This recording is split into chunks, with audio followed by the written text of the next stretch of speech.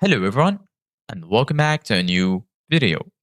In this video, I'm gonna show you guys how to add one more account to Google Pay. So if you guys want to learn how to do it, just follow the steps that I'm gonna show you.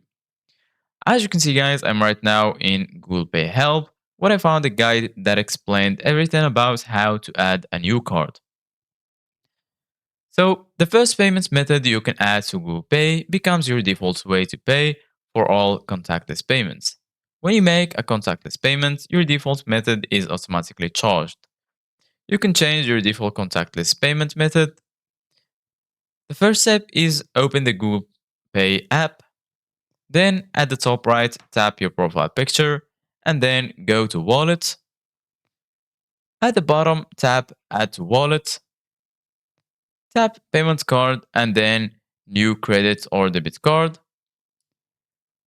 Use the camera to capture your card info or enter it manually. If you're asked to verify your payment method, choose an option from the list and then find and enter the verification code. Tip: after you add a card, you might see a small temporary authorization on your account from Google. This authorization checks that your card and account are valid. It won't be charged to your balance and will go away soon. Most temporary authorizations leaves your account within 48 hours. Set up contactless payments for existing card.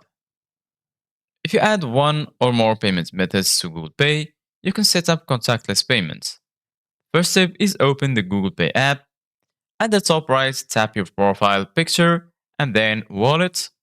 Swipe to the card you want to enable and tap Verify Now.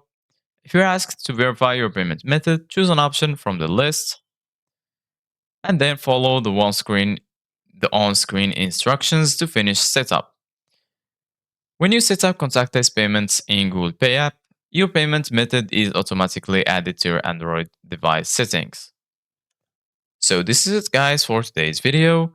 Thank you guys for watching. See you guys in the next video.